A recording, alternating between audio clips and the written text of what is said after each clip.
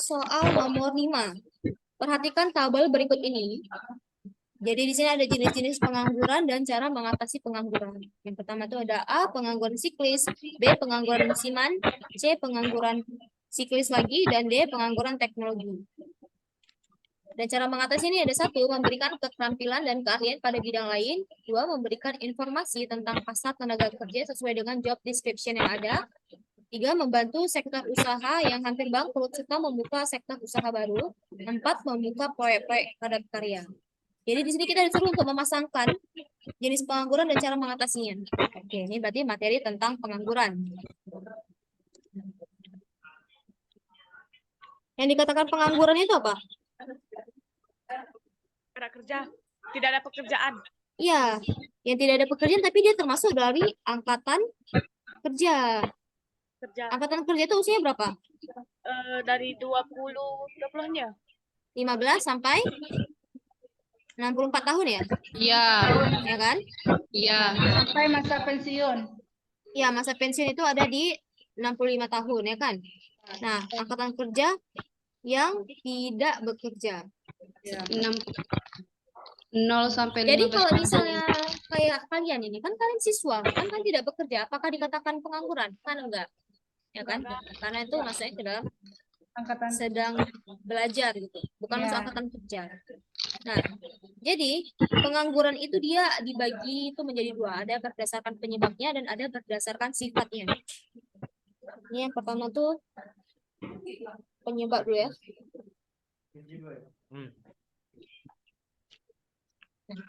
Penyebab. Oke. Kalau di penyebabnya itu ada pertama itu namanya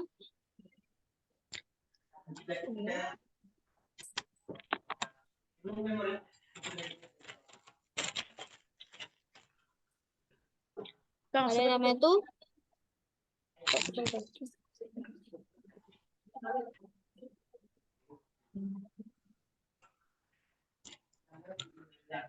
yang pertama itu ada struktural.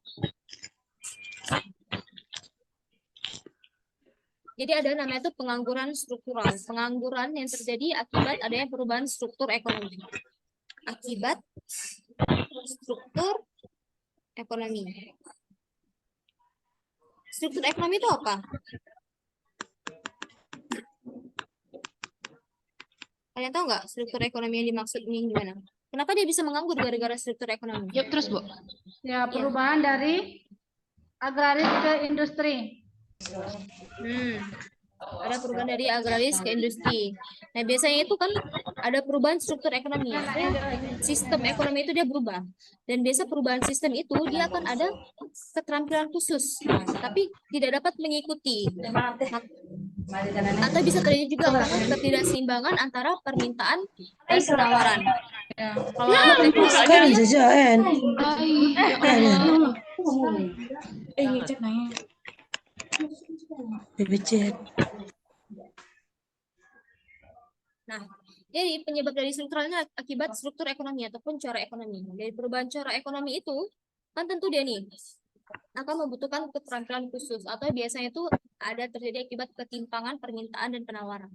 Jadi katakan ketimpangan itu apa? Lebih permintaannya itu sedikit, tapi penawarannya itu dia tetap.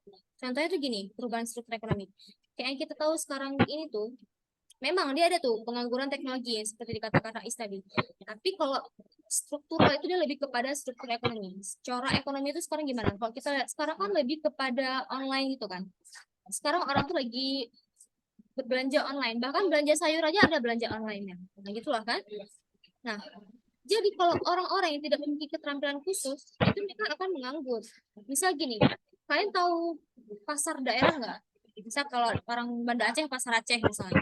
Nah, pasar daerah itu, kalau kalian pergi sekarang tuh sekarang udah sepi. Kalau misal kayak mau lebaran pun nggak begitu ramai lagi. Padahal dulu tuh seramai apa coba pasar itu. Gara-gara apa? Gara-gara orang sudah tahu all shop ya kan? Online shop. Nah, itu dikatakan perubahan corak ekonomi. Nah, Kebanyakan misalnya, online. iya, kalau misalnya si penjualnya itu dia tidak mampu memiliki keterampilan untuk berjualan online, itu kan susah tuh kan jualan online itu kan harus menguasai sosial media, platform-platform e-commerce itu harus bisa. Sementara kan kalau misalnya nih kayak penjualnya tua, penjualnya gaptek, nggak tahu teknologi, tentu dia akan tersisihkan. Artinya apa? Permintaannya itu akan menurun, ya kan? Sehingga kalau kita datang ke pasar-pasar baju itu udah sepi sekarang. Orang udah lebih memilih belanja di Shopee. Dan akibatnya apa? Bakal ada orang yang di PHK. Gara-gara keuntungan penjualan itu udah mengecil. Ya kan, misalnya kayak kakak nih punya toko. Ternyata toko kakak tuh udah sepi, toko jualan baju. Kan mau nggak mau kakak harus pecat karyawan kakak kan? Nah, orang yang terpecat karena karyawan kakak ini, karena dia nggak punya keterampilan untuk mengikuti perubahan struktur ekonomi, itu dikatakan pengangguran struktural. Habis itu ada namanya konjungtur. Ini juga biasa disebut dengan siklus atau kalau bahasa Inggrisnya adalah cyclical ya. Kalau konjungtur itu gimana dia? Akibat apa dia? Akibat turunnya siklus ekonomi. Kalau pengangguran struktural akibat perubahan struktur ataupun corak perekonomian, kalau konjungtur itu dia akibat siklus ekonomi.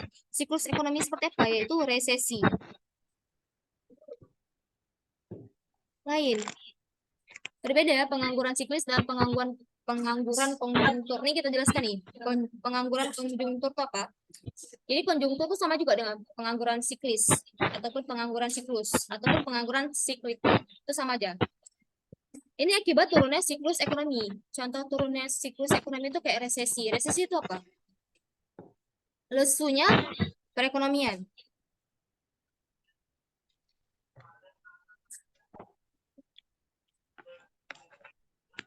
Yang dikatakan lesunya perekonomian itu seperti apa? Orang-orang tuh dia daya belinya sudah menurun. Terus apa lagi? Orang-orang daya belinya menurun. Apa yang dikatakan sebagai ekonomi yang lesu itu seperti apa? Yang dikatakan ekonomi lesu itu daya beli yang menurun, habis itu masyarakat itu nggak punya kemampuan membeli dengan baik, dan akibatnya itu kan akan berdampak pada pelaku usaha. Pelaku usaha itu dia bisa apa? Bisa berisiko untuk bangkrut. Gara-gara nggak ada yang beli. Contohnya itu yang dikatakan resesi itu kayak ketika pandemi COVID kemarin. Itu dikatakan resesi. Artinya ada perubahan, ada banyaknya pengangguran konjungtur akibat dari si COVID tadi. Kan terjadi resesi, lesuan ekonomi. Ketika COVID, kita tuh kan nggak punya kemampuan untuk membeli ya kan. Sedikit lah kita bilang. Kita dibatasi, bahkan kita mau keluar-keluar mau beli aja tuh kita susah. Kan bayangin nggak pelaku usaha tuh gimana dia? Kesulitannya gara-gara turunnya permintaan.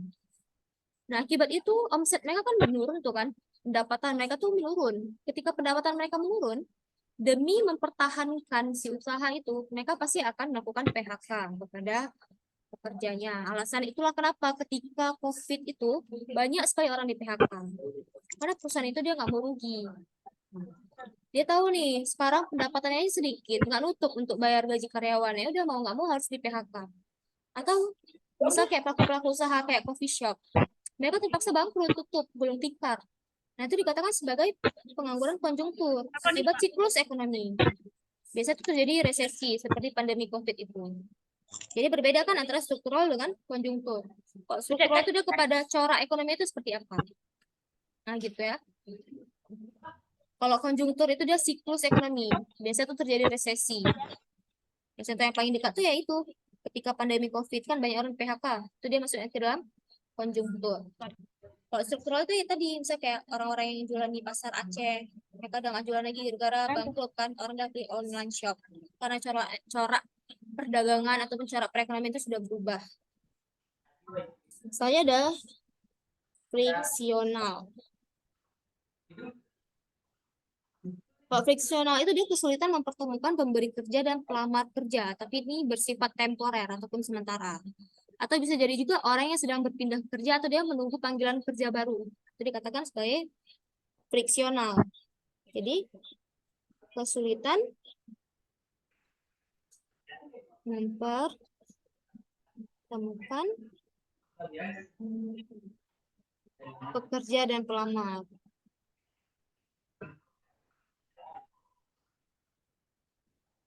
Dan ini sifatnya temporer ya, sementara.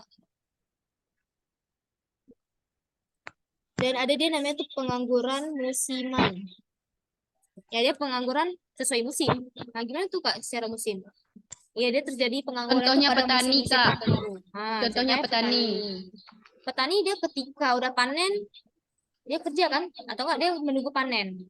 Berarti kan Iya. dia kan tinggal menunggu aja nih. Berarti kan dia menganggur kan? Itu dikatakan sebagai pengangguran musiman. Atau contohnya bisa terjadi juga akibat perubahan cuaca ataupun faktor alam. Misal kayak nelayan. Nelayan itu dia nggak bisa kan melaut ketika lagi musim badai. Nah, akibatnya apa? Dia akan menganggur. Itu dikatakan pengangguran musiman. Ada musim-musim tertentu atau karena faktor cuaca. Aku screenshot ini. Oh ya ini nggak perlu kalian screenshot juga nggak apa-apa, nanti ini diupload di YouTube jadi kalian bisa nonton kembali, bisa di rewatch. Oke. Aku upload di YouTube aja. Selanjutnya ada nih teknologi. Kalau teknologi itu tersingkirnya tenaga Ya udah, kerja nggak usah akibat direkam. dari musim. Contohnya Uploadnya itu di YouTube. ya ini nanti akan diupload di YouTube ya, insya Allah akan diupdate selalu tiap hari. Oke, Kak. Boleh kasih tahu contoh pengangguran friksional, kesulitan mempertemukan pekerja ataupun pelamar, itu bersifat temporer. Misal nih, kayak, atau kan dia bisa juga nih, contohnya kayak orang yang berpindah kerja ataupun menunggu panggilan. Misalnya memang ada orang yang bekerja di suatu instansi perusahaan, ya kan? Mereka tuh mau pindah pekerjaan. Mereka tinggal tunggu mereka tuh lulus atau enggak. Nah, tapi mereka udah keluar duluan dari si perusahaan mereka yang sebelumnya. Mereka kan bakal menganggur kan sementara. Pengangguran itu disebut pengangguran friksional, pengangguran yang bersifat temporer ataupun sementara. Atau bisa juga dengan kesulitan mempertemukan pekerja dan pelamar. Misal kita melamar kerja di daerah Pulau Jawa. Sulit nggak kita ketemu dengan pelamar yang sulit kan? Kita butuh waktu. Misal kita harus buka link ID gitu untuk bisa ketemu sama si pelamarnya. Nah, proses untuk bertemu dengan pelamar pekerjaan itu yang dikatakan sebagai pengangguran friksional. Jadi sifatnya itu sementara karena kita kayak lagi cari kerja lah. Berarti sementara ya, Kak? Kenapa? Oke, sementara. Iya, dia bersifat sementara dia. Temporer. Kesulitan aja mempertemukan pekerja dan pelamar gitu. Atau misal gini kan kakak tuh tes kerja itu di Jawa gitu kan. Ternyata ada tes tulisnya ataupun tes bahasa Inggris. Terus nanti ternyata ada panggilan interview di sana. Tapi kakak kan harus ke sana tuh. Berarti kan butuh proses. Tapi selama kakak menunggu interview itu kakak akan nganggur. Nah, kakak berarti dikatakan sebagai pengangguran friksional. Bersifat sementara. Kalau pengangguran teknologi akibat tersingkirnya tenaga manusia akibat mesin biasanya. Ya, kemajuan teknologi. Ya, biasa contohnya itu seperti apa tuh? Robot. Biasa tuh dia paling banyak tuh di pabrik. Dulu pabrik itu kan Kayak pabrik itu mesin. Nggak pabrik itu kan membutuhkan lagi hampir tenaga manusia. benar, hampir semuanya itu pakai tenaga manusia dulu. Dulu zaman-zaman dulu tuh pabrik itu semua pakai tenaga manusia. Tapi sekarang udah banyak mesin kan? Nah, akhirnya manusia itu tersingkirkan oleh teknologi mesin. Itu dikatakan Iya. Jadilah pengangguran menangis. teknologi. Jadi berbeda ya teknologi dengan struktural. Meskipun struktural ini juga ada teknologinya, nah, tapi dia berbeda. Kalau teknologi ini lebih memang betul-betul tersingkir akibat mesin. Ada juga yang voluntary nih. Iya, voluntary. Mungkin di sekitar kalian tuh adalah pengangguran voluntary apa? Artinya dia tuh sukarela menganggur. Misal dia merasa, "Ah, bapak aku kan kaya, punya aset, ada banyak asetnya, jadi ngapain aku kerja?" Berarti dia kan sukarela menganggur. Dia masuk ke dalam pengangguran voluntary, sekalipun dia punya aset bapaknya tadi. Nah, kalau dia memang sengaja untuk tidak bekerja, itu dikatakan sebagai pengangguran voluntary. Sukarela dia menganggur. Kalau dia kan punya perusahaan, tapi dia nggak pernah sama sekali masuk ke dalam perusahaan juga. Apa namanya? Nah, sekarang yang sifat. Iyalah dia bisa punya aset. Dia nggak mau bekerja. Pengangguran terbuka, setengah menganggur. Nah, benar ya. Jadi ada pengangguran terbuka yang pertama ya. Terselubung, Ada terbuka, setengah Setengah menganggur, menganggur, dan terselubung. Oke, kita bahas satu-satu nih. Kalau yang terbuka tuh gimana? Pengangguran yang sama sekali tidak bekerja. Ya, dia sama sekali tidak bekerja. Atau bisa juga kayak nggak cocok latar belakang dia dengan lowongan. Misal, lowongan pekerjaan itu dia butuh minimal pendidikan S1, sementara dia pendidikan terakhir dia adalah SMA. Berarti kan nggak cocok kan? Dan dia itu nggak bekerja sama sekali. Itu dikatakan sebagai pengangguran terbuka. Terbuka. Sementara kalau pengangguran setengah menganggur, dia itu bekerja, tapi dia nggak full time kerjanya. Atau kayak kita bilang orang-orang part time lah. Ya, tidak Dia lebih dari kerja 35 jam per minggu. Sebulan ya? nah, per minggu, per minggu. Per minggu. Kurang dari 35 jam Per minggu. per minggu ya. Anu tahu, Bu. Lupa. 60 jam per minggu. Atau kalau kita bilang kayak orang part time.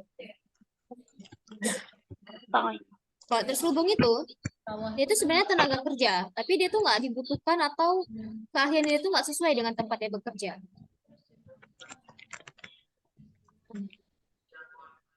Iya, betul. Yang dikatakan terselubung tuh dia ikut bekerja, tapi nggak ada dampak.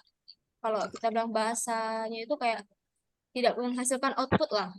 Dia bekerja di suatu perusahaan, tapi dia nggak menghasilkan apapun. Itu dikatakan sebagai pengangguran terselubung. Kak, kalau misalnya dia sarjana hukum, terus jadi kerja pelayan restoran, itu termasuk pengangguran terselubung, Kak?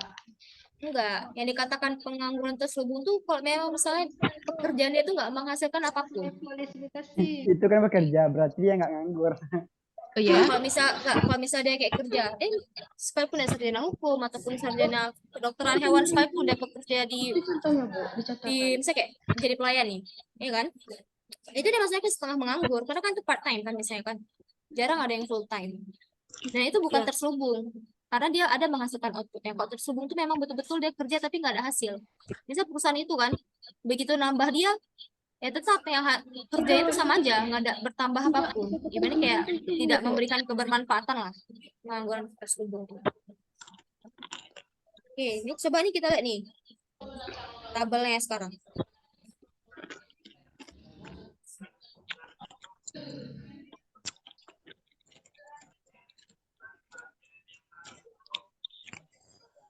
Oke. Pengangguran siklis itu akibat apa? Coba ini kakak tutup nih biar kalian ingat. Akibat Pengangguran turunnya siklus siklus ekonomi. Ya, siklus Turunnya perekonomian. ekonomi. Itu lebih cocok kepada apa? Siklus itu kan berarti kan dia kan konjungtur kan? Iya. Konjungtur, siklus, siklis, cyclical itu sama aja. Itu akibat turunnya apa?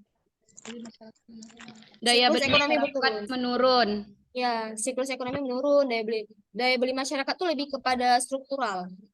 Ya, tapi itu betul juga. Contoh dari konjungtur itu kayak pandemi COVID, ingat aja. Pengangguran siklus itu kayak siklis kan terjadi pandemi itu, banyak orang nganggur.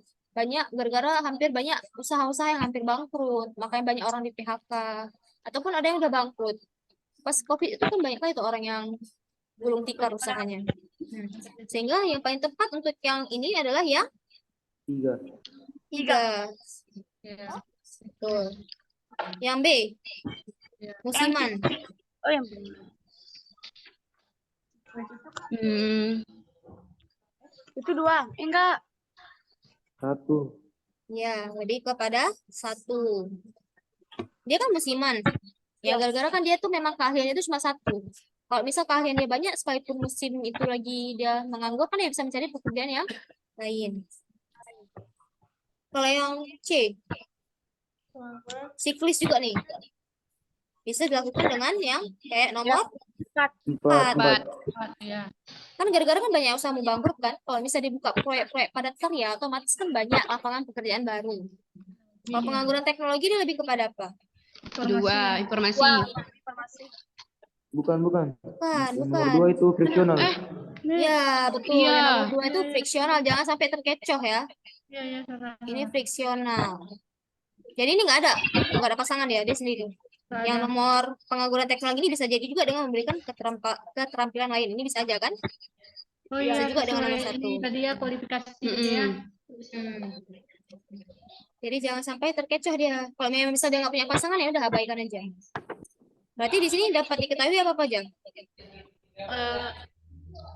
A3, B1, A3 ya kan? ya, B1, B1, C4, kita lihat nih, D1. D1 juga. D1, A, A3, A, jawabannya adalah yang ya. A. Gitu nih. Udah jelas nggak ya pengangguran ini? Udah. Oke, berarti kita udah bisa lanjut ke soal selanjutnya. Oke, Kak.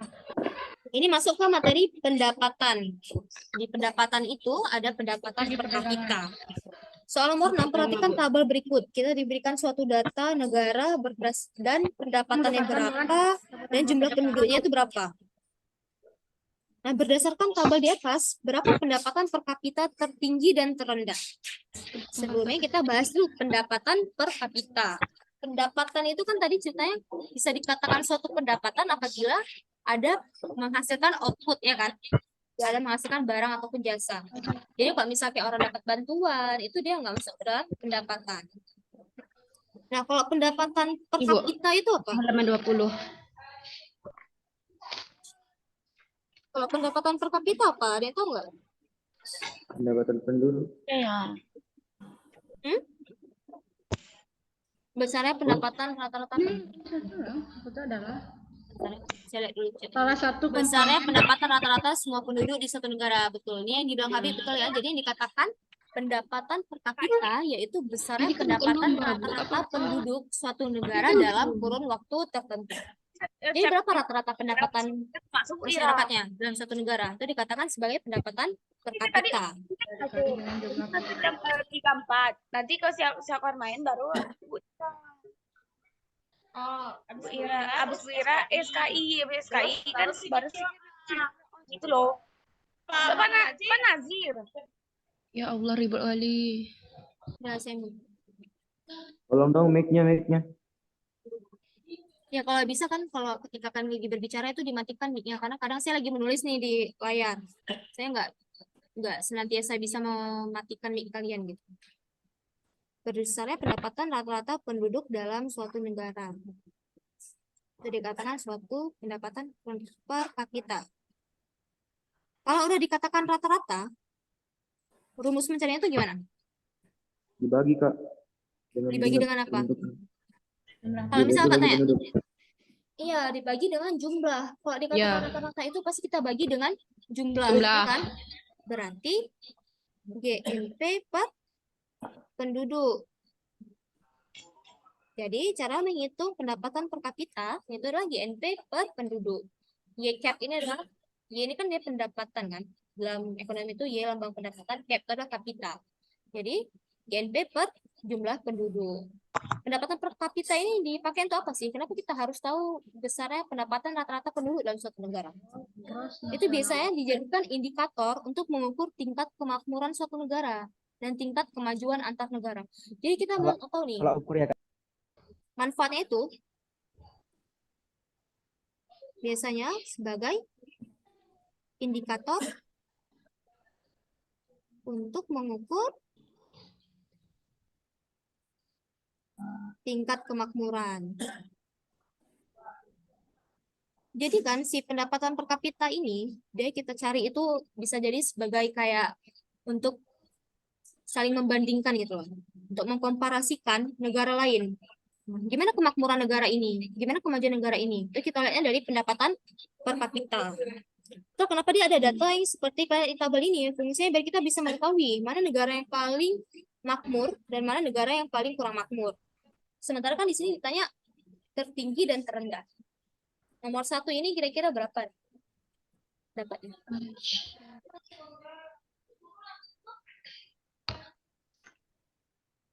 Kalian tahu? Coba cari sendiri. Kira-kira jawabannya berapa nih? Berbagi, Bu.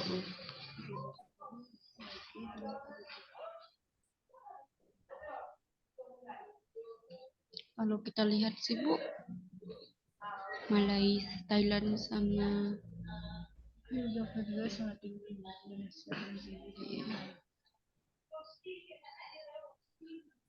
tapi pendapatan kita rendah, Bu.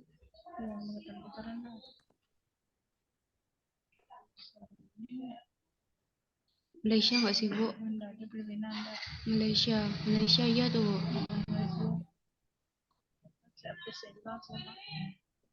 Malaysia. Vietnam kayaknya masuk ini kayaknya.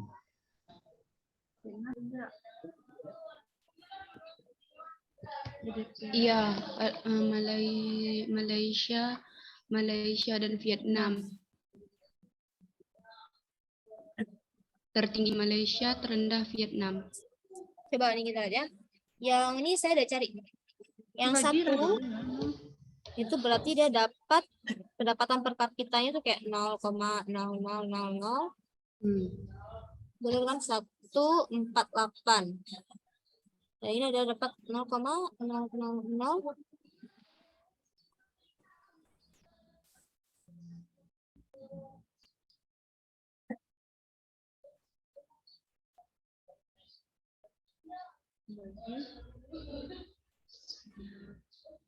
Ay, Salah, Singapura salah, mana, Bu? salah.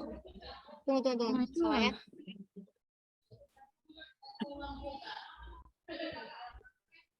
Nol koma nol nol 0,0026. 0,00010354. 0,000008,7. Yang paling tinggi yang mana? Ya? Singapura. Singapura.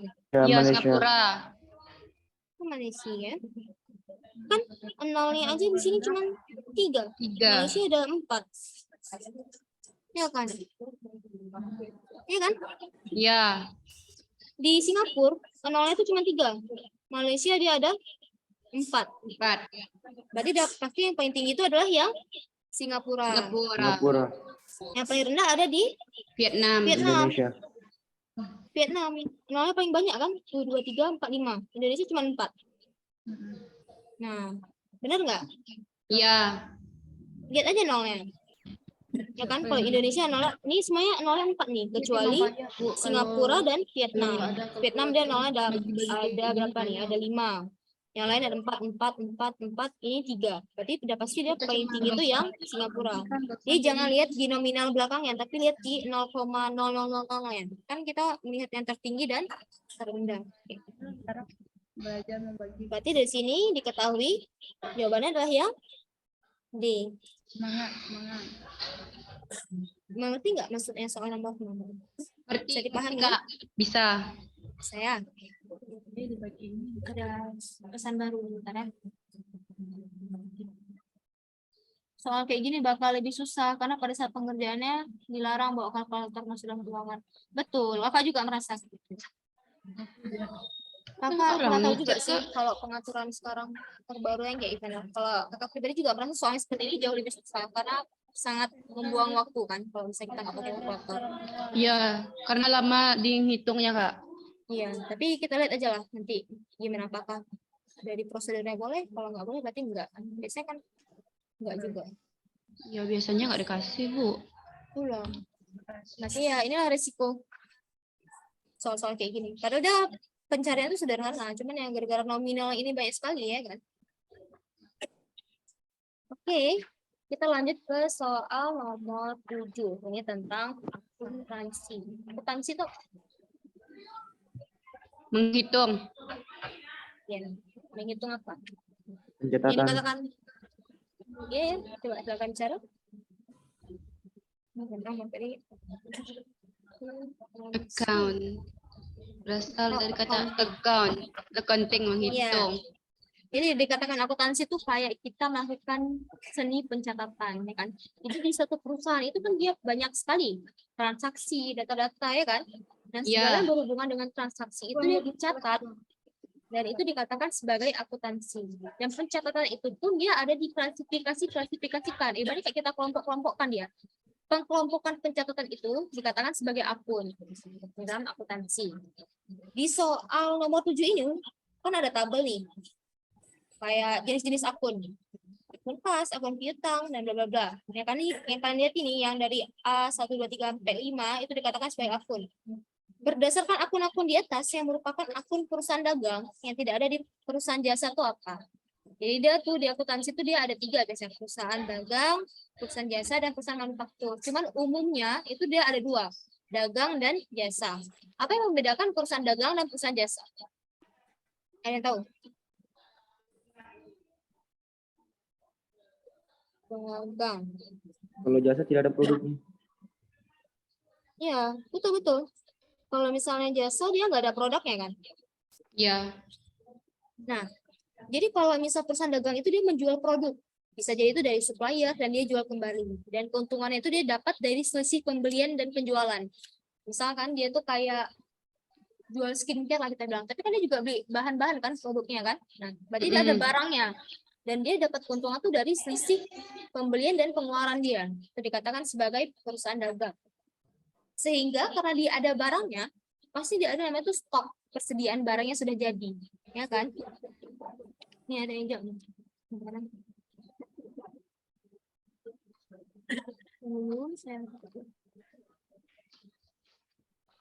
Nah, Habib mengatakan, kayak udah hadis saja, Habib bilang, akun yang terdapat pada perusahaan jasa pada transaksi penjualan hanyalah akun pendapatan saja. Berbeda halnya dengan perusahaan dagang yang terdiri dari akun penjualan, harga pokok persediaan, dan harga pokok penjualan.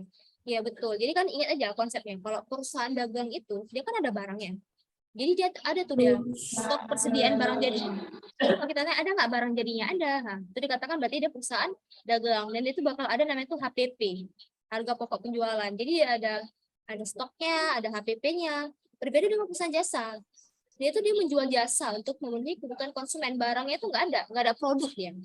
Nah, jadi dia nggak ada persediaan barang gitu. Karena output yang dijual itu adalah jasa. Itu perbedaannya. Ini Kalau bengkel Kak, itu masuk jasa atau dagang Kak? dagang sih. Karena kan dia juga ada jual-jual spare part juga. kalau ojek Kak, ojek. Jasa. Jasa. Mm. Dia kalau misal ada barang, stok barangnya itu dikatakan sebagai perusahaan dagang. Nah, jadi ada barangnya nih. Perbedaan akun-akunnya itu apa aja? Kalau di perusahaan dagang itu, kan dia ada barangnya kan. Otomatis dia ada namanya itu pembelian. Pembelian itu apa? Kalau pembelian itu misalnya gini, kita beli suatu barang nih, kayak misalnya kayak bengkel tadi, dia ada beli kayak beberapa peralatan kayak mesin apa sih isi gas itu kan beli kan? Itu dimasukkan ke dalam akun pembelian. Sebenarnya kalau di perusahaan jasa itu nggak ada. Pembelian itu kalau misal dia melakukan satu pembelian, misal kayak dia pembelian kantor, itu maksudnya dicatat ke dalam peralatan atau perlengkapan.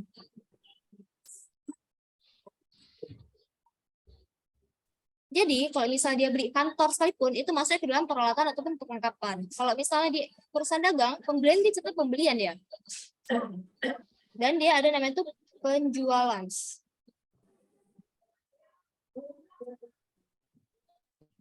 Nah, kalau di pendapatan di perusahaan jasa ini adanya itu adalah pendapatan jasa, bukan penjualan ya.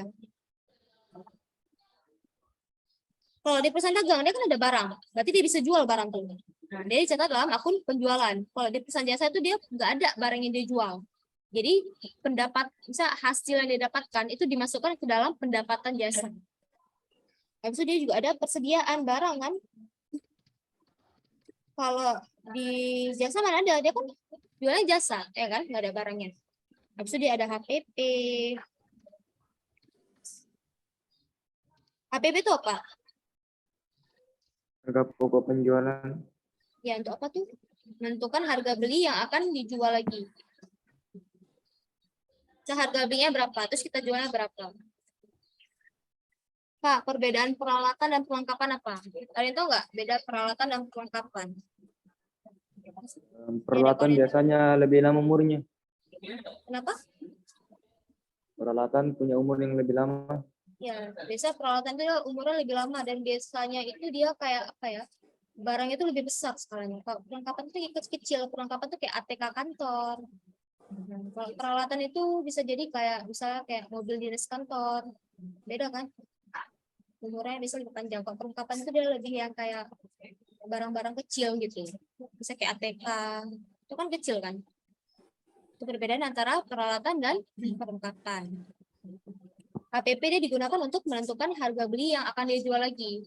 Jadi kan dia udah, kan kalau perusahaan dagang kan dia jual kembali ke barang. Maksudnya dagang itu dia gitu, dia beli habis itu dia jual. Nah, berapa harga yang dia jual itu dikatakan sebagai HPP. Nih kata Habib juga nih, perlengkapan barang yang cepat habis dipakai. Kalau peralatan lama dia habisnya, betul. Kayak tadi kan, kayak mobil dinas, itu kan lama kan? Atau misalnya kayak mesin fotokopi di satu perusahaan, itu kan lama tuh. Dia nggak bisa habis. Tapi kalau misalnya kayak kertasnya tuh cepat habis, itu maksudnya ke dalam perlengkapan. Nah, mesin fotokopi itu peralatan. Itu dikatakan perbedaan antara peralatan dan perlengkapan. Oke, Ainul Mardia. Oke, Kak. Selanjutnya ini ada potongan tunai. Nah, biasa ini kan diberikan karena dia membayar secara tunai dari penjual ke konsumen. Misalnya kan kakak penjual, kan pembeli. Karena kalian beli barang kakak secara tunai, kakak kasih potongan penjualan. Potongan pembelian kayak nih, potongan tunai. Sementara kan di perusahaan jasa nggak ada, karena kan barangnya nggak ada, ya kan.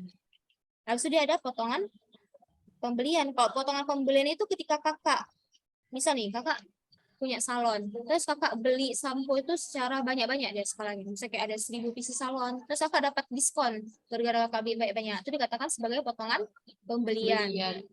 Beda kan potongan tunai dan potongan pembelian. Kalau potongan tunai itu dia untuk si konsumennya, kalau potongan pembelian dia untuk si perusahaan dagangnya. Lalu ada retur penjualan. Retur itu apa? Kembalian. Ya, dikembalikan. Yang dikatakan retur itu dikembalikan. Jadi kalau misalnya nih ada konsumen kakak yang bilang, nih barangnya nggak sesuai pesanan nih, dikembalikan. Nah, itu dia dicatat di dalam retur penjualan. Sementara di perusahaan jasa tuh nggak ada. Karena kan nggak ada barangnya. Nah, gitu. Terus misalnya kalau ada kayak beban angkut, pembelian, itu kan nggak ada kan? Nggak ada beban angkut sini kan? Beban angkut pembelian tuh nggak ada juga. Ini coba kita nih. Kita lihat yang ini dulu. A1 bener apa enggak? Ini ditanya akun yang ada di perusahaan dagang, tapi nggak ada di perusahaan jasa.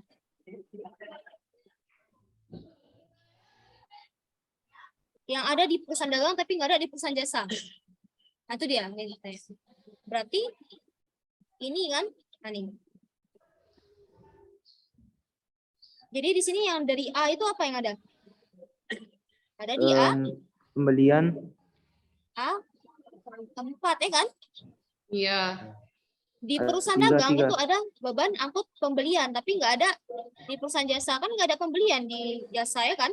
Nah, nggak ada beban angkut pembelian. Kalau yang B ada apa aja? Ada B. Piutang dagang. Piutang dagang itu ada. Di semuanya itu sama akun-akunnya, perusahaan dagang dan perusahaan jasa, yang membedakan itu cuma yang kakak kotak ini aja. Semuanya yang lainnya sama. Piutang itu apa? Piutang. Yang dikatakan piutang apa? Orang yang berutang sama kita. Kalau utang, kita yang berutang sama orang. Nah, piutang itu tetap ada dia. Apakah perusahaan jasa dia nggak ada orang yang utang sama dia? Bisa kayak ada kan? Pasti ada utang juga, ada piutang juga maksudnya. Yang nggak ada itu adalah yang apa nih? B apa nih? Penjualan.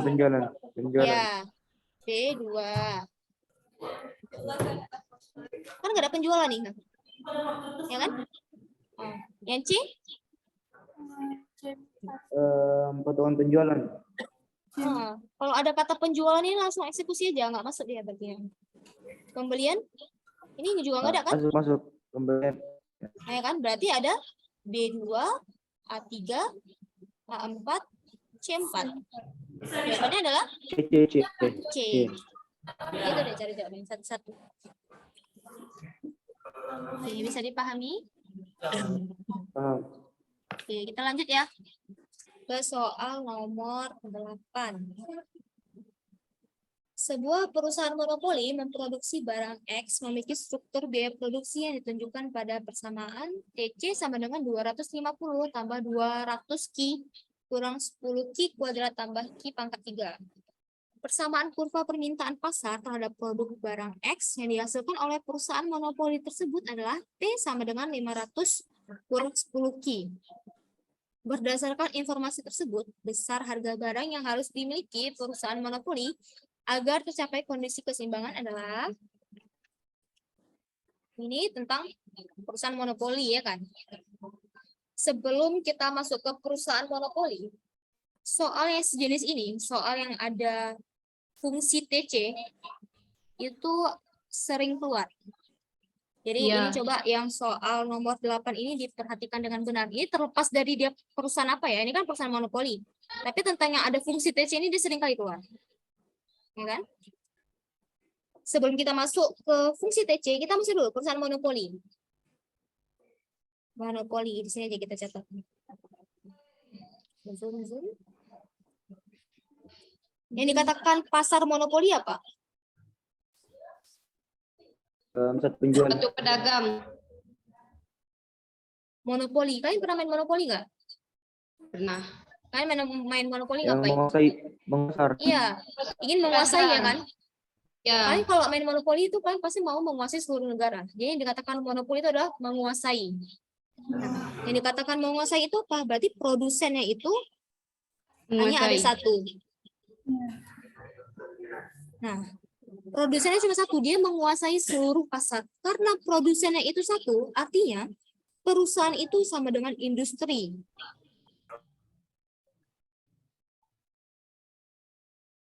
Jadi gimana kalau misalkan kayak monopoli nih, industri itu gimana sih? Ya itu lihat aja perusahaannya. Perusahaannya itu adalah industri.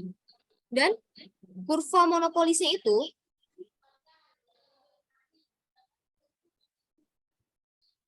sama dengan kurva permintaan pasar.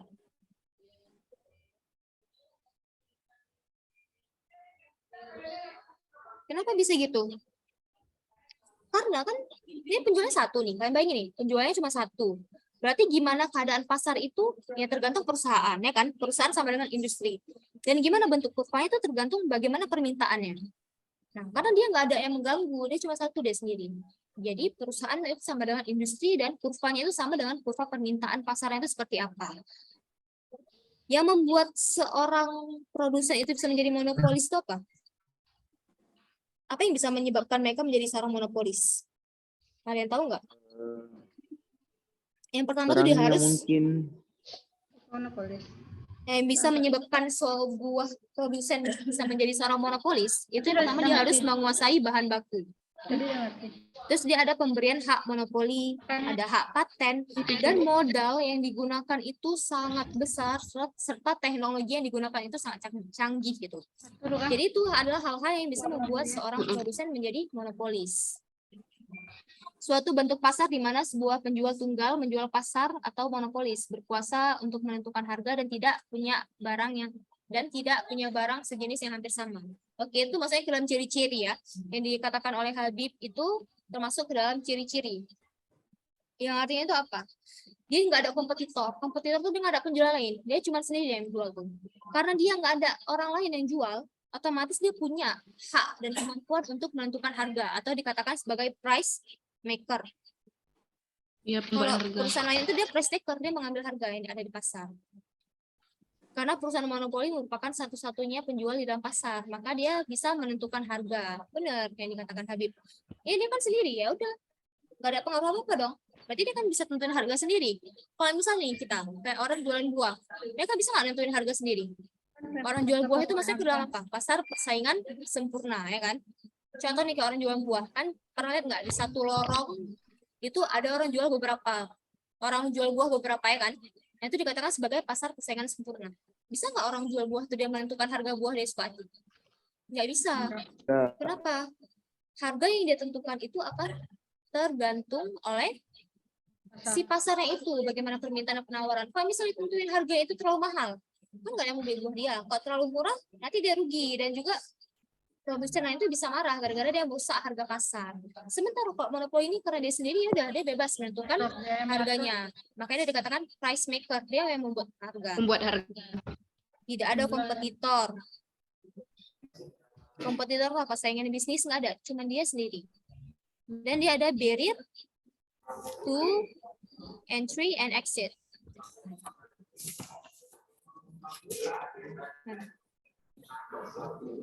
Jadi dia tuh ada kesusahan ya, ada kesulitan kalau misalnya dia mau masuk pasar dan dia keluar pasar. Berarti Kak, pasar monopoli itu hanya menjual satu jenis barang. Bukan dia menjual satu jenis barang, tapi dia hanya penjual satu-satunya. Barang yang dia jual itu hampir nggak ada substitusinya. Dia sifat barangnya itu unik. Nggak ada penggantinya. Contoh dari monopoli apa? Kayak PLN. Ada nggak bisa kayak pengganti listrik? Ada, tapi umumnya itu memang barangnya itu unik, hampir nggak ada substitusi kan listrik itu. Nah, PLN itu satu-satunya dia penghasil listrik, sehingga dikatakan PLN sebagai perusahaan monopoli. Atau contohnya kayak Pertamina, itu juga masuk ke dalam perusahaan monopoli. Sehingga biasanya kalau di Indonesia itu perusahaan ataupun pasar monopoli itu dia dikuasai oleh pemerintah. Karena kan bayangkan aja kalau misalnya PLN itu dikuasai oleh swasta, apa yang terjadi? Jual listrik seharga apa? Pasti tinggi kan? Minyak akan seharga apa? Makanya kenapa monopoli itu kalau di Indonesia itu dia dikuasai oleh pemerintah. Gitu. Karena dia barangnya unik, hampir nggak ada substitusi. Jadi dia bukan hanya menjual satu jenis barang. Bisa kayak Pertamina, dia kan nggak jual Pertalite doang, ya kan? Ada solar, ada Pertamax, nah, macam-macam dia. Tapi barangnya itu sifatnya unik, hampir nggak ada substitusi. Itu dikatakan sebagai pasar monopoli. Nah, yang ditanyakan di sini itu, sekarang ini kalau kita jawab soal kayak gini, kalau kakak pribadi enaknya itu kita buat dulu diketahui, ditanya, ya kan? Ini kita hapus saja dulu.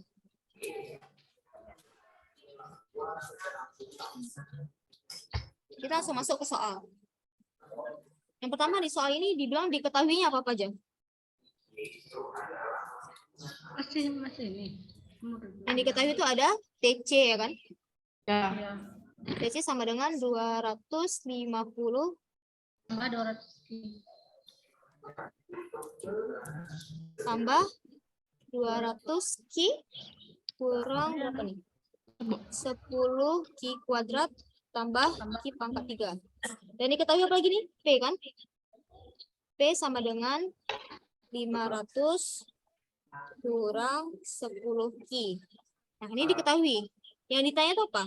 Berdasarkan informasi tersebut, besar harga barang X yang harus dipilih perusahaan monopoli agar mencapai kondisi keseimbangan itu gimana? Berarti yang ditanya P saat keseimbangan. Ya kan? Itu yang ditanyakan. Ya. Nah, kondisi keseimbangan itu terjadi pada saat apa? QD sama dengan QS atau PT sama dengan PS. Gimana? Yang dikatakan Antara harga dengan jumlah QD sama dengan seimbang. QS atau PD sama dengan PS. Oke. Jadi kan kondisi keseimbangan itu sama aja dengan kondisi yang ada syarat laba maksimal dan rugi minimum. Itu. Nah, jadi yang dikatakan kondisi keseimbangan itu keuntungan lebih ada dan kondisi keseimbangan di perusahaan monopolis itu terjadi ketika ada syarat laba maksimal dan rugi minimal. minimum. Tadi kita udah belajar tuh, syarat laba maksimal dan rugi minimal itu rumusnya apa? MR sama dengan MC. Benar sama dengan MC. Ya, MR Sama dengan MC. Oke, berarti kita harus tahu MR-nya berapa, MC-nya berapa untuk kita bisa tahu jumlah Q-nya itu berapa. Ya kan kita ini adalah P. Berarti kita itu tentang fungsi ini ditanya dia. Nah, berarti kan kita harus tahu dulu Q-nya kan, Q keseimbangannya berapa. Dicarinya itu dia melalui rumus yang MR sama dengan MC. Rumus MR apa? Ayo ini nggak boleh lupa nih rumus MR. Ingat nggak kakak bilang kalau marginal itu dia pertambahan satu. Ya. Pertambahan satu itu artinya apa? Kita ingin mencari selisih. Cara kita mencari selisih itu rumus marginal, mau rumus marginal revenue, marginal cost, marginal utility, marginal apapun, pasti dia pakai delta. Ingat, Ya, delta.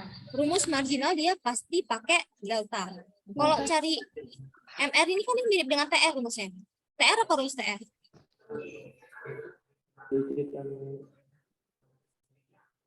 Oh, bukan bentar ya. Tambah Enggak, rumus marginal revenue apa? Dia pasti ada delta, berarti delta TR per delta Q. Q. Berapa total penerimaan, selisihnya ini kan, delta kan, berarti TR2 kurang TR1 dibagi dengan Q2 kurang Q1. Atau rumusnya itu ada dua, TR aksen ataupun TR turunan. Jadi rumus mana Kak yang akan kita gunakan? Apakah yang pakai delta atau dia yang pakai turunan? Tergantung dengan apa yang disajikan di dalam soal. Kita lanjut dulu nih. Rumus TR apa? P kali Q. P kali Q ya kan? Ya, Nah, kalau MC berarti rumusnya apa? Ada delta kan? Delta TC per delta Q atau TC aksen. Sama aja. Cuman bedanya M dan R aja. Rumus marginal itu udah pasti dia ada pakai delta dan dia pakai aksen ataupun turunan. Ingat. Oh ya, kemarin tuh kakak tuh marah-marah dia bilang. Kalau misalnya marginal itu pasti pakai delta ataupun pakai ada koma atas ataupun aksen. Aksennya apa? Turunan ya kan? Berarti ini udah bisa kita langsung eksekusi kan? Tadi kan diketahui nih. TR-nya itu berapa ya kan? Berarti kita bisa mencari MR. MR itu kan TR aksen. TR-nya berapa tadi? TR-nya P kali Q. Oh. Tunggu. Bukan. Kan yang diketahui itu TC kan? Harusnya berarti kita bisa mengetahui MC ya kan? Fungsi yang diketahui kan TC. Nah, berarti yang bisa kita ketahui itu adalah yang MC-nya. MC itu kan sama dengan Biaya TC aksen ya kan? TC per Q. Iya, TC tadi berapa? Ini ada nih, 250 tambah 200 Q kurang 10 Q kuadrat tambah Q pangkat 3. Berarti kita tinggal turunkan si TC-nya biar kita bisa mendapatkan MC. Diturunkan gimana? Turunan matematika. Ini berapa didapat turunan? 250 hilang. Ya, 250 hilang. ya. 200 Q hilang. 200 Q hilang. Q-nya hilang. 200 Q-nya hilang, ya kan? Terus ini Ya. yang 10 Q pangkat 2 20 Q. gimana? 20 Q. Ya. 20 Q. Terus yang Q pangkat 3 gimana? 3 Q pangkat 2. 3 Q. 3 Q Q kurang pangkat 2. Pangkat 2. Ya kan? Berarti ini sebenarnya udah ngerti kan turunan matematika, jangan sampai kita udah bahas rumus nanti masih bingung turunan. Kalau misalnya bingung nggak apa-apa nih, kita jelaskan aja. Oke ya, berarti kan udah dapat nih MC-nya kan? MC-nya berarti 200 kurang 20 Q tambah 3 Q pangkat 2. Nah, selanjutnya kita ngapain nih? Kita udah dapat ini. Turunan.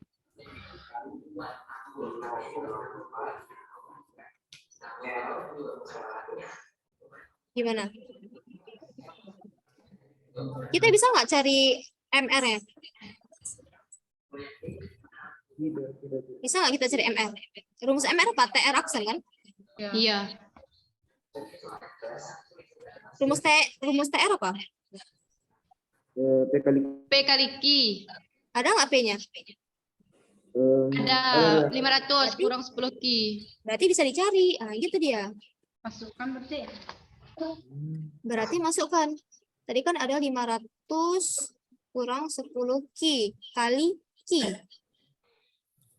Nah, dapatnya berapa nih? 500 Q kurang 20 Q pangkat 2. Oh ya, oh salah bentar ya. 10 Q pangkat 2. 10 Q pangkat 2. Berarti TR aksennya berapa? 500 kurang 20 10 Q. ya kan? Ya. Saya hapus dulu sedikit. Nah, berarti udah dapat MR-nya. MR-nya sama dengan 50 kurang 20 Q. Ya udah, tinggal kita masukin aja. MR sama dengan MC-nya. Ini sama dengan ini, C. Ribet ya Kak, banyak ini carinya memang gitu. Semuanya kayak gitu. MR 50 kurang 20 Q sama dengan 200 kurang 20 Q tambah 3 Q pangkat 2. Bisa nggak kita cari Q-nya? Bisa. Bisa kan? Berarti min 20 Q tambah 20 Q kurang 3 Q pangkat 2. 200 kurang 500. Min 3 Q pangkat 2. Min 300. Q sama dengan Q pangkat 2 status Q sama dengan 10 ya kan? Udah dapat nih Q-nya. Berarti Q keseimbangannya itu ada di Q sama dengan 10. Berarti P-nya gimana? Tinggal kita masukkan nih ke rumus yang ini. P sama dengan 500 kurang 10 Q. 500 kurang 10 kali dengan 10. Berarti P sama dengan 500. P-nya berapa? 400. Kita dapat hasilnya. Berarti harga barang yang dipilih agar mencapai keseimbangan itu adalah 400. Oh, ini essay. Ya, esai. Jadi, begitu dia cara carinya. Berarti titik keseimbangan itu ada di Q yang 10 dan harga yang di 400. Nah, bisa dipahami nggak ya soal nomor 8? Biasanya soal nomor 8 nih, kalau ada sering nggak sih kalian lihat keluar, kalau misalkan ada soal ya kan? Nah, jadi yang perlu kalian ingat tuh rumus ini aja. MR sama dengan MC. Kalian harus tahu MR itu apa, TR itu apa. Kalau dia memang misalnya ada TC-nya, berarti dia masih bisa dieksekusi, masih bisa kita kerjain. Yang penting kalian ingat ini aja nih. Yang ini. Oke? Bisa dipahami ya soal nomor 8 atau ada yang ingin ditanyakan lagi?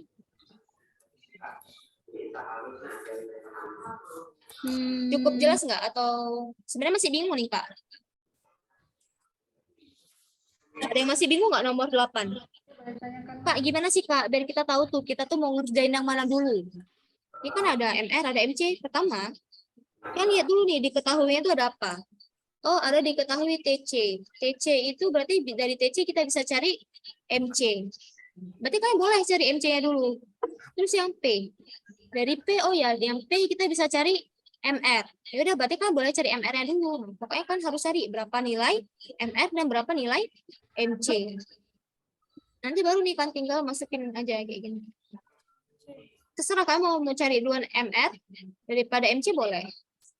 Gitu. Ya sebenarnya sistem mana yang harus kita kerjain duluan itu tergantung kita aja. Yang penting kita tahu kita harus cari apa-apa aja. Kecepatan penjelasannya, Kak. Kecepatan ya. Iya nih saya kebiasaan ngomong cepat, maaf ya. Oke, ini kita jelaskan sekali lagi di soal nomor 8 ya. Ini pelan-pelan saya jelaskan ya. Dari soal nomor 8 ini, kita akan mengetahui, kalau diketahui itu TC sama dengan 250 tambah 200 Q kurang 10 Q tambah Q pangkat 3 kan. Lihat aja, cara buat diketahui itu kan aja yang ada angka-angka apa aja. Ini diketahui, habis itu nih diketahui juga nih. Nah, ketika kita catat, jadilah diketahuinya yang ini. TC sama dengan bla bla bla, P sama dengan bla bla bla bla. Dapat nih kan diketahui. Nah, yang ditanya itu adalah harga pada saat terjadi keseimbangan. Keseimbangan yang terjadi di pasar monopolis itu adalah ketika ada laba maksimal dan rugi minimal. Laba maksimal dan rugi minimal kan rumusnya MR sama dengan MC, ya kan?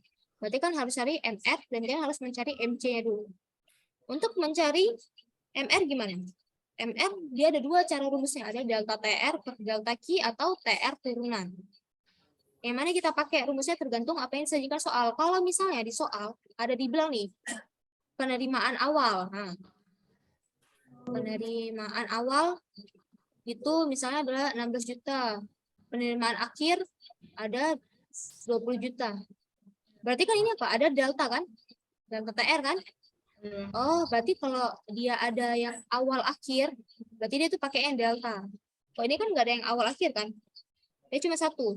Dan kalau dia dalam berbentuk fungsi itu kan kayak ini dah. Ada Q, ya kan? Ada Q pangkat 2, Q pangkat 3. Ini tuh yang akan dia di hadapan kalian, TC ini tuh namanya fungsi. Kalau misalnya dia di soal udah fungsi, sudah pasti rumus yang dipakai tuh yang turunan. Yang turunan berarti yang pakai ada koma atas, yang aksen. Nah, gitu dia. Makanya jadi rumus mana yang akan kalian gunakan? Ini kan rumus MR ini kan ada dua kan? Tergantung apa yang ada di soal. Gitu. Jadi aku nggak bisa bilang rumus yang ini aja. Tergantung di soal kalian nanti keluarnya apa. Gitu. Dan ketika kita cari MC-nya, dapatlah MC ini kan TC turunan kan? Tadi kan TC-nya udah dapat nih. Tinggal kita turunkan TC-nya. Dapatlah jadi MC. MR, kita tahu P-nya berapa kan? MR itu sama dengan TR aksen. TR itu P kali Q. Nah, berarti P-nya udah ada. Tinggal kalikan aja dengan Q. Dari TR ini nanti kita turunkan, maka dia akan menjadi MR. Nah, baru kita masukkan ke dalam MR sama dengan MC ataupun kondisi keseimbangannya. Sehingga nanti akan diketahui kuantitas dari keseimbangan adalah sama dengan 10. Kuantitas ini kita pakai untuk mencari si harganya, karena yang ditanyakan di soal itu harga pada saat keseimbangan. Si 10 ini kalian bawa aja masuk ke dalam ini, kalian substitusikan. Dapatlah nanti P sama dengan 400. Berarti jawabannya adalah 400.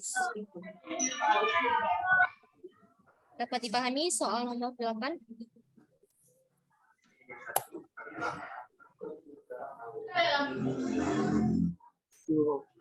Bisa.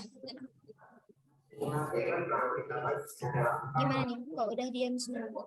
Udah lelah nih. Bisa dipahami soal nomor 8? Atau ada yang ingin tanyakan lagi? Pokoknya ini soal nomor 8. Coba nanti kalian untuk kerjain sendiri dulu. Bisa nggak kalian dapat jawabannya? Karena biasanya soal-soal kayak gini tuh sering keluar nih. Yang MR sama dengan MC. Dan soalnya sama-sama esai biasanya. Oke ya, karena nggak ada. Oke, alhamdulillah paham. Belum break, kita breaknya 11.45 kan? 11, iya 45. 11.15 ya? Oh iya, ada break ya. Nah, berarti ini kita pause saja.